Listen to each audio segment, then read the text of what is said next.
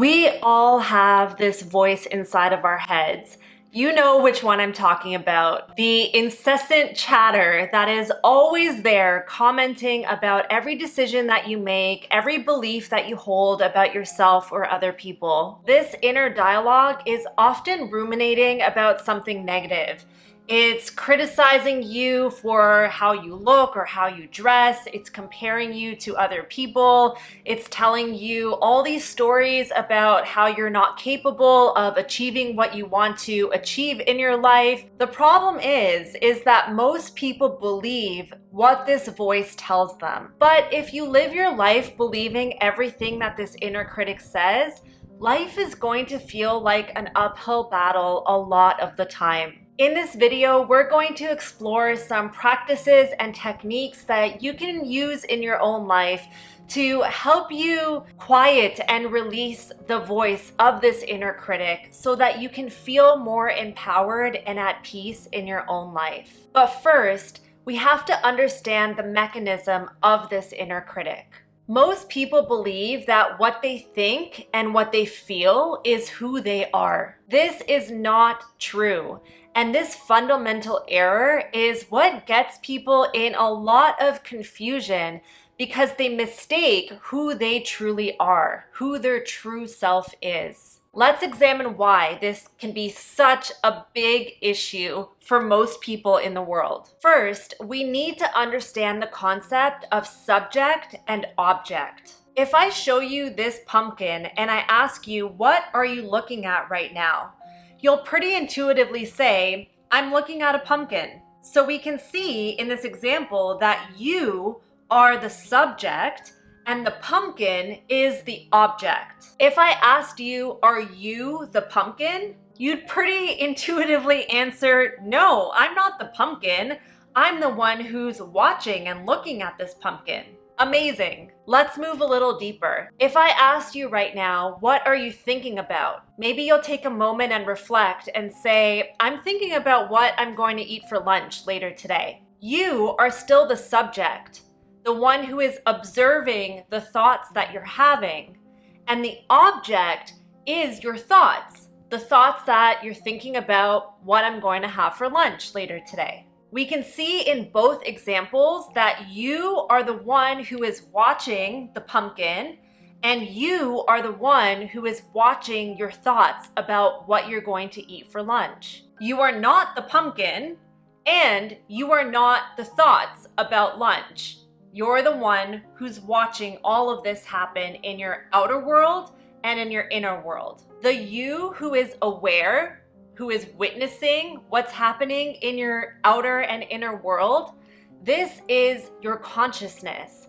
And this is your true self. Your consciousness is always there. It's been there from the minute you were born, arguably before if you go into some spiritual teachings, and it's been there every moment of your life until you die. Your consciousness is the one who is always there, watching the world happening in your outer and inner worlds. If you observe the patterns of your consciousness, you'll notice that your consciousness tends to get distracted by what's going on around you. It might notice the cars driving by. It might notice the sounds that you're hearing outside or in your space. It might notice and pay attention to my hands and this pumpkin doing some weird things right now. It might notice what you're feeling inside of your body or the thoughts that you're having in your mind. It doesn't matter what your consciousness is focused on. The truth of the matter is always that your consciousness is the subject, the one who is watching, and what it's focused on is the object of your conscious awareness. Just like you intuitively know that you are not this pumpkin, you also are not the thoughts and the emotions that you feel or that you have. This is so important to understand, and it forms the crux of spiritual teachings all around the world. And when you really understand this, you are creating the foundation to radically change your life. So with this understanding, let's come back to the negative inner critic that most of us experience on a daily basis. Because we honestly, most of us have not learned otherwise, we experience the sensations or the feelings and emotions in our bodies. We experience the thoughts that we're having, and we identify with them. We think that these thoughts and these emotions are who we are. If we're feeling angry, we think that we're an angry person. If we're feeling depressed, we think that we're a depressed person. We forget that we're the ones that are observing our feelings and thoughts. And because we forget who we truly are, we get carried away trying to control our outer reality so that it doesn't disturb our inner world. We don't want to feel frustrated inside, so we try to avoid anyone who might trigger us. Or we get upset and emotional when someone does something that bothers us inside. Let's take a classic example. You're driving on the road and the driver in front of you is driving extremely slowly. Your inner critic starts going off. Why are they driving so slowly? They're going to make me late for work. Don't they know how to drive? How did they even get their license? Oh my gosh, I'm going to be late for work and my boss is going to get so mad. I'm definitely not going to get promoted later on this year. It's all just going downhill from here. From this space of inner disturbance, you might start driving more excessively or honking your horn and swearing at the driver in front of you or speeding so that you veer past them and get to your destination faster. Your inner critic has yanked you away from the seat of your consciousness, and now you're driving crazy, you're feeling angry, and all this energy is going to snowball into the rest of your day and feed into every single interaction that you have. This is how most people live. They are reacting to their outer world. They're blaming other people, they're blaming circumstances, or they're searching for that perfect relationship or career or money or whatever so that they can temporarily feel good inside. Sometimes the outer world does align with our inner world and we temporarily feel really good inside. Maybe you've just gone on a date with a new lover and you're feeling so excited and ecstatic about this new relationship. And generally, when we have these experiences in our outer world that make us feel good inside, we tend to cling to them. We want to cling to that lover. We want them to be with us all the time. We're just waiting for them to message us and call us back. And when they don't message or they don't call, then we lose that sense of openness and expansion and we fall into feeling closed and frustrated and upset. This is the human condition. We are constantly trying to control our outer environment so that we can feel better inside. But the cause of our unhappiness isn't outside, it's inside. And we can't solve a problem that's happening inside by looking outside of ourselves. The only way that we can actually feel better and make it last is by changing things inside of ourselves. By making our inner world feel so good to live in that our energy just pours and floods out of us and creates a beautiful outer world experience as an effect. But it's not about going to change the outer world and control everything and try to make everything so perfect so that we feel better inside. Because A, we know that that doesn't work. We don't have control over the external world, over the external circumstances. We can't control the driver in front of us. We can't control whether it's going to rain or snow or hail tomorrow. All we can control is the way that we respond to what's happening inside. So now let's explore how to clean up our inner world so that we can feel more lasting peace and happiness from the inside out. Now, before we move forward, I want to be clear. I'm not some enlightened yogi master over here. I don't have all the answers.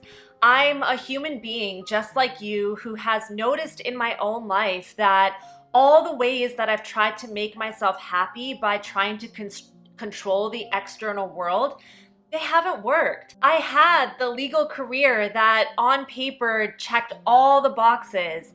I had the income from that career and the status. I had the apartment and the material things. and I felt so dead inside.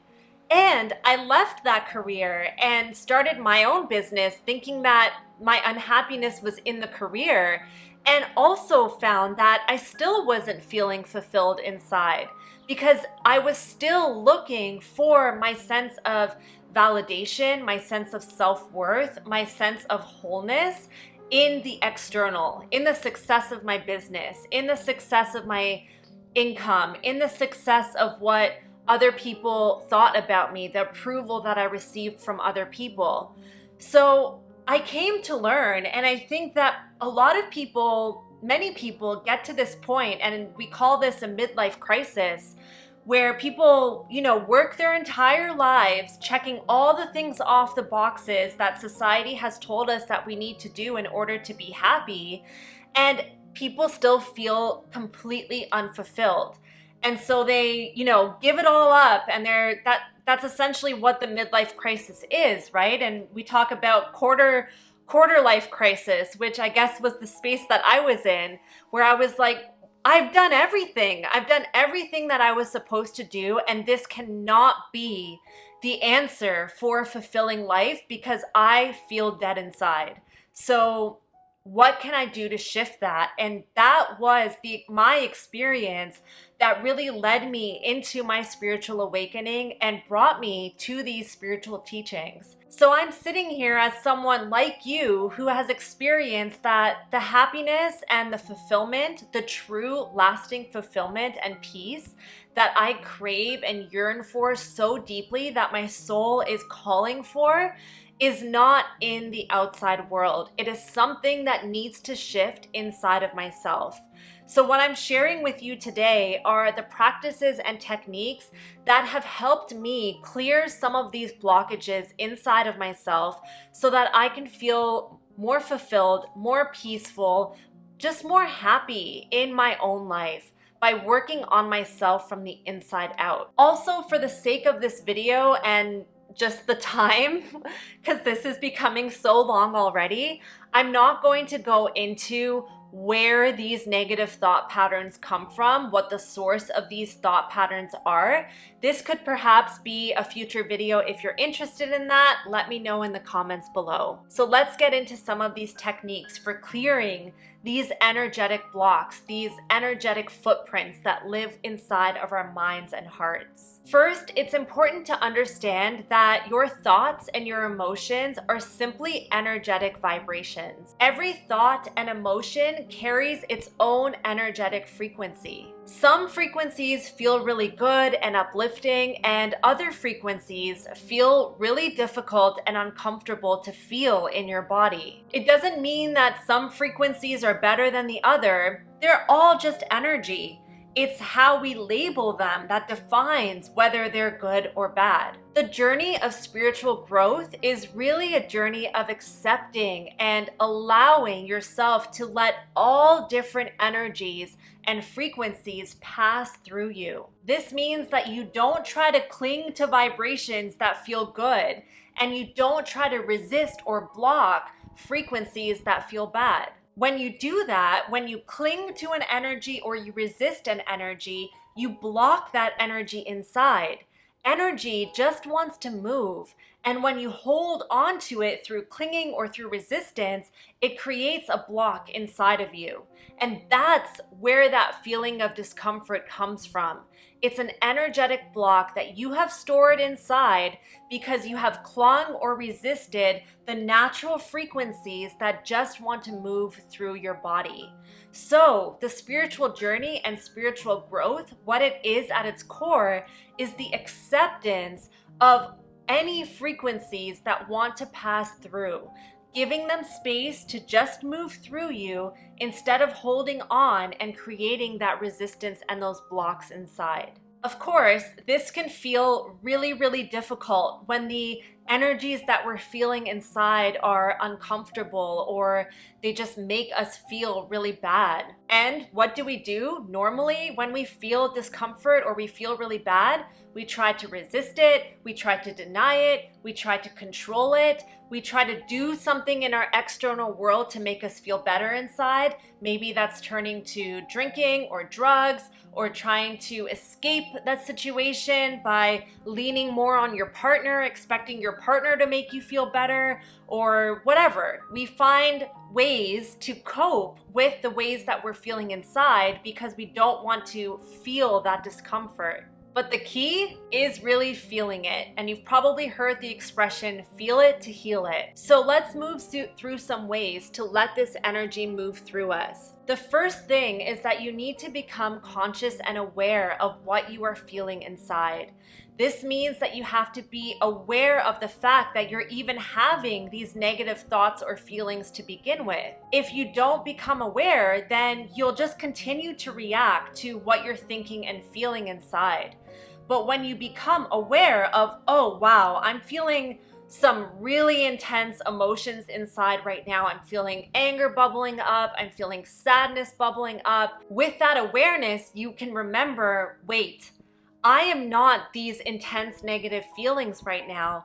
I'm the one who's just observing and watching that these feelings are arising within me. So maybe I don't need to identify with them or even do anything about them. Maybe I can just create space to allow these energies to flow through me. And this is what is called witness consciousness. And it's the foundation of freeing yourself. It's when you return to that seat of the consciousness and you're like, okay, I'm in here watching what is unfolding in my emotional landscape, in my thoughts, and I don't need to react to them. Once you become aware of what's going on inside, then you really have a choice. You can either feed into the negative energy and let that energy pull you in and follow the same habits or routines that don't really work, or you can choose something differently. Michael Singer, one of my absolute favorite spiritual teachers, says that the highest technique you can practice when you notice these discomforts arising is to relax and release. When you relax, you are creating space inside of you to allow these energies to just naturally move. That's what they're trying to do this whole time, but you've held on and you've blocked them. They can't move. So when they come up, just let them be. Create that space by relaxing back into the seat of the consciousness. Relax your body. Take a few deep breaths. Relax your belly. Relax your heart. Relax your shoulders, your face, your jaw. Bring that wave of relaxation from head to toe and just be with the energies, just watching them, allowing them to move. When you become aware of them, that's what gives them space to shift. Sometimes this is enough to allow the energies to shift, but other times the emotions and the reaction inside is so intense that it's almost like it's not enough to just relax and to be with it. There's more that needs to be released. And the inner critic at these times can feel really, really intense. So when I noticed that happening, I tried to give that feeling or these emotions and these thoughts a safe space to express themselves. And I do this through journaling. I pick up my pen and paper, which is my journal's always near me somewhere, and I just start writing everything that I'm feeling. I write whatever wants to come out, and I give these energies a safe outlet to express themselves without hurting or harming other people or myself. Ultimately, all of these fears and anxieties and worries that we have, they're coming because we're scared. We're scared that we're going to get something that we don't want, or we're going to not get what we want. So can you just create this safe little space to tend to these emotions and give them a safe space to express and let it go. So a few other techniques that definitely help me, and depends on the intensity of what you're feeling, but just want to share these other techniques with you in case they help. First is movement. You've probably experienced this. Anytime you go for a run or do yoga or exercise, maybe you notice that you feel better after. And that's because we are moving energy through movement. So maybe going for a run or just a walk if you're feeling angry or frustrated or you're feeling consumed by negative thoughts, creating movement in your physical body, dancing, will help you move these energies through you. Gratitude is another incredible and easy technique that you can pull on literally anywhere, anytime. It's impossible to feel grateful and angry at the same time. Gratitude is such a high vibration. So when you practice gratitude in those moments where you're feeling the intense negativity within yourself, it's such a beautiful way to shift and transmute that energy. Along with gratitude is positive thinking. So when the negative voices come up, you don't have to, avoid those negative voices or try to suppress them, but just shift your awareness to more positive thoughts. So in the example of the driver who's driving really slow, instead of getting angry and feeding into the negative thoughts, because how do we feed into negative thoughts? By focusing our consciousness on those thoughts. If you focus your consciousness on positive thoughts, that's where your attention will direct. So instead of being angry at this driver, you can be like, wow, thank you, driver. Thank you for giving me this opportunity to slow down in my life, to practice not rushing. Thank you for giving me these few sacred moments to take a few deep breaths before I get to work. Driver, I really hope that you get where you want to go safely and that you feel good inside. Just whatever comes up that is positive, focus your consciousness on those positive thoughts. That doesn't mean that you're bypassing the negative thoughts. That doesn't mean that you don't have the negative thoughts. You might still hear them in the background of your mind, but you're focusing your attention, your consciousness on the positive ones. And over time, that will start to rewire your inner circuitry, your inner dialogue, so that you focus more on the positive. Lastly, and this is such a powerful and important technique. If you can live your life this way, it will change your life. Come back to the present moment. Life is only happening in the present moment, but you'll start to notice as you pay attention to your thoughts that your anxieties, your fears, they're either bringing you back into the past, which has happened and you can't change, or they're bringing you into the future that also hasn't happened and you can't control. So the only moment that is actually real, the only moment in which truth actually lives, is the moment that's before you right now. So use your willpower to bring your consciousness back into the present moment. Remember that the entire universe has conspired. 13.8 billion years have conspired, have been in the making to bring you this exact present moment. And this moment is never coming back again.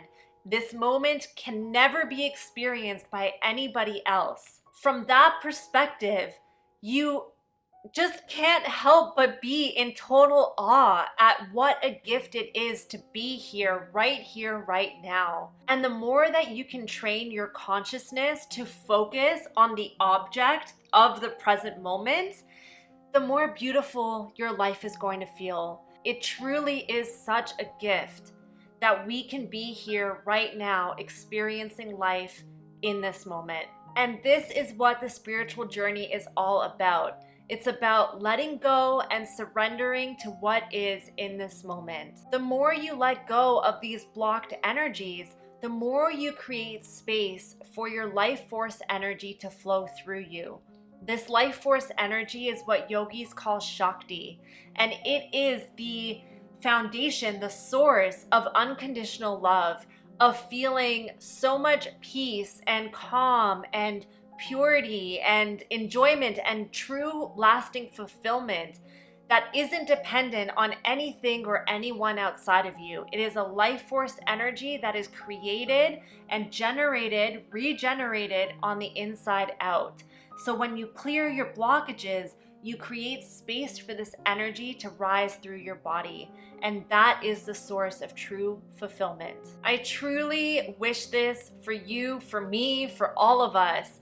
Because the more that we can let go of our personal blockages and be more open to the present moment, the beauty of what is here right now, this is how we create more beauty and love and peace in our own lives and therefore on the planet. I hope that you found this helpful. Let me know in the comments what reflections you have or what resonated or any questions. And if you're interested in diving deeper, I invite you to join me in a new series I'm hosting called Tranquility Thursdays.